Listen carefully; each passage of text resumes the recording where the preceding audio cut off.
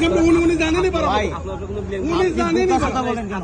বুকাসুদাই তো আপনি কিসের সাংবাদিক আপনি আপনি আমার বুকাশিত বুকাসুদাই তো আপনার পরিচয় কি? আপনি এখান থেকে রংপুরের ভাড়া 800 টাকা কেমনে মনে করেন আপনার পরিচয় কি? আপনার পরিচয় কি?